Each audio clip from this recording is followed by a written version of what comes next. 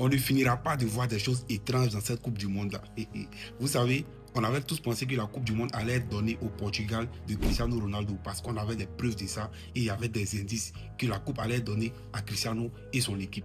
Mais on n'a pas remarqué que le plan avait déjà été changé un mois avant la Coupe du Monde. Et même, ils ont montré ça dans une publicité où tout était déjà expliqué. Mais nous, on n'a pas vu. On était concentré sur autre chose pendant qu'ils ont déjà tout coordonné. Je vais vous parler de la publicité et vous allez tous comprendre à qui vont donner cette Coupe du Monde. Mais avant d'abord, pour vous montrer que l'élimination du Portugal, Ronaldo et son équipe là, ça a été coordonné là. Regardez un peu. Le Portugal de Ronaldo a été éliminé le 6 juillet par un joueur qui porte le numéro 6, Mikel Merino, quoi. Il porte le numéro 6. Il est entré à la 85e minute et à la 91e minute, il marque. C'est-à-dire 6 minutes après qu'il soit entré, il marque son but. Et dans ce match-là, il y a eu 6 minutes de temps additionnel. Coïncidence? Je ne pense pas. C'est pas encore fini. Cristiano Ronaldo a joué sa première Coupe du Monde en 2006. Et il s'est fait éliminer en 2026. Et il est à sa 6e Coupe du Monde. Ça fait combien de 6? Cristiano porte le numéro combien? Nous sommes au quel mois? 7e mois. Cristiano porte quel numéro? Bref, analysez et puis dites-moi ce que vous en pensez de tous ces 6-là. Qu'est-ce que ça signifie? Allons devant. Parlons maintenant de la publicité qui a montré qui allait gagner cette Coupe du Monde et comment Cristiano s'est fait éliminer. Regardez attentivement. Il y a Nike qui a fait une publicité récemment, il y a un mois d'ici là, avec les grands joueurs qui ont été dans cette Coupe du Monde là, où ils ont montré un scénario d'une manière. Maintenant, dans la publicité, il y avait un scénario qui était prévu. C'est-à-dire le scénario était prévu. Mais après, les joueurs n'ont pas respecté. Du coup, les gars ont changé le scénario. C'est-à-dire ils ont déchiré le script, annulé pour changer le scénario. Est-ce que vous comprenez ce que je veux dire? Sachez que les élites là, eux, ils programment quelque chose avec les pays, avec des joueurs et tout. Maintenant, quand il y a des contrats qui ne sont pas respectés, quand il y a des thèmes qui ne sont pas respectés là, ils changent. C'est eux qui contrôlent le monde, c'est eux qui créent les événements, ce qui va arriver là, c'est eux qui coordonnent. Maintenant, quand ils doivent coordonner des choses avec des personnes ou bien des équipes que ces équipes-là ne respectent pas, eux, ils changent. Exemple, Coupe d'Afrique, la CAN, Sénégal-Maroc. Est-ce que vous savez qu'ils avaient déjà écrit un script, un plan, où c'est le Maroc qui devait gagner la Coupe d'Afrique? Mais comme ça n'a pas été le cas, le Sénégal n'a pas collaboré, le Sénégal a tout foiré à la dernière minute. Ils ont gagné les Marocains, ils n'ont pas respecté le plan. Quelques mois après, qu'est-ce que les gars de la CAF sont venus dire? Ils sont venus dire que ce n'est pas le Sénégal qui a gagné, c'est le Maroc qui a gagné, il faut qu'on donne la coupe au Maroc. Est-ce que vous comprenez? Le Sénégal n'a pas respecté le contrat qui était écrit par eux. Mais là, ils n'ont pas voulu laisser, ils sont venus, ils veulent prendre la coupe pour donner ça au Maroc. C'est un plan qui a été changé, donc ils ne voulaient pas laisser ça comme ça. Bref, donc comme je disais, dans le plan qui était prévu, normalement, c'était Ronaldo qui devait prendre cette Coupe du Monde-là. Et on sait tous qu'il était à sa dernière Coupe du Monde. C'est ce qui était dit partout. Maintenant, en tant qu'un grand joueur, il a tout, sauf Coupe du Monde. Normalement, on doit lui donner une Coupe du Monde pour qu'il mette fin à sa carrière en beauté. Mais ça a été coordonné, il y avait des preuves. Il marchait avec les élites, les Donald Trump et autres. Donc non, on s'est dit que c'est à lui qu'ils allaient donner. Finalement, on voit que ce n'était pas lui. Parce que peut-être qu'il n'a pas respecté quelque chose. Dans la publicité, là, c'est expliqué. Voici la publicité. C'est une pub de Nike qui a réuni tous les grands joueurs, comme je le disais. Rip the script, c'est le nom de la pub.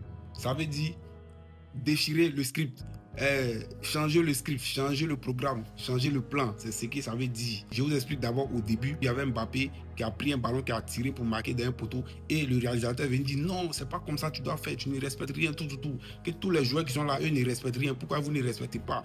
Et les joueurs là s'en foutaient en fait. Ils ont commencé à prendre ballon pour jouer n'importe comment sans respecter le script. Pendant ce temps, il y avait Haaland qui était assis quelque part avec son collègue. Son collègue lui dit, ils n'ont qu'à partir jouer aussi. Haaland dit non, que lui ne va pas jouer, qu'ils n'ont qu'à se calmer d'abord. Et les joueurs, les Mbappé, les Vinicius, tous ceux-là, ils ont pris le ballon, ils ont joué n'importe comment. Ils sont arrivés dans un coin même où ils ont croisé Drogba. Et ouais, Drogba c'est l'homme. Drogba était dans plus ça là. Pendant qu'il n'y avait aucun grand joueur africain d'une équipe africaine, genre de la Coupe du Monde là. Ils n'ont pas mis joueur africain dedans.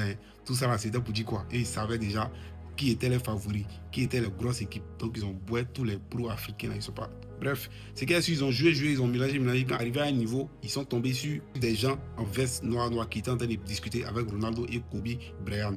Ils étaient en train de leur donner un scénario. Ils disent que c'est fini, le GOAT est mort. Genre, voilà ça. Sur l'écran même, vous pouvez remarquer, ils ont dit GOAT, goodbye. C'est-à-dire au revoir le GOAT.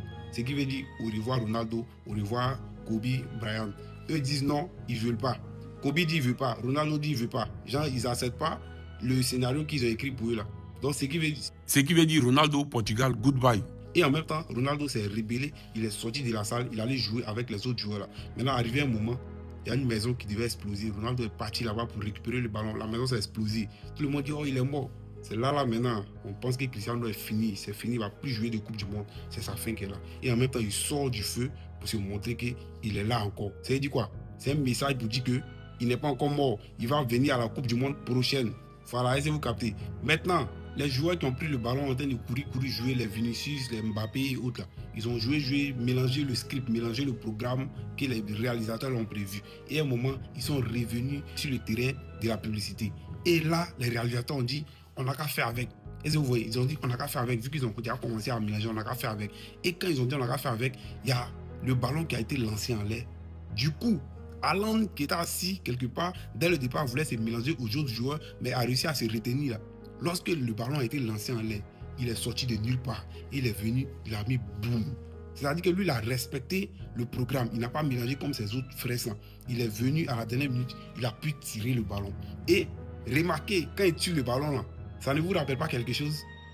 The Economist Magazine, le magazine des élites où ils annoncent avant le début de l'année tout ce qui va se passer dans l'année qui vient. Ils ont annoncé avec beaucoup de dessins, beaucoup de choses se sont déjà réalisées. Et sur le dessin, il y a un joueur qui est en maillot rouge qui a tiré le ballon comme ça. On a tous pensé que c'était Ronaldo. Ah, c'est pas lui. Est-ce que c'est pas Haaland? Vous voyez pas la manière dont il a tiré? Ça ne se ressemble pas. Est-ce qu'ils ne sont pas en train de nous montrer directement que c'est à Haaland qu'ils vont donner la Coupe du Monde?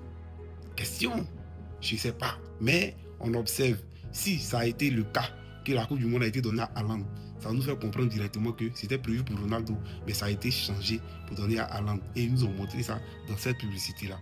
Et puis aussi, ça va nous confirmer que la Coupe du Monde est truquée. Bref, dites-moi ce que vous en pensez de cette analyse, donnez votre analyse. Je vais donner plus de détails sur la publicité là dans la vidéo suivante. Voilà, pour ne pas que celle-là soit longue, donc je coupe. La vidéo suivante là, je vais décortiquer la publicité là et puis vous allez comprendre ce que vous n'avez pas compris. Ça freine comme j'arrive avec gris pour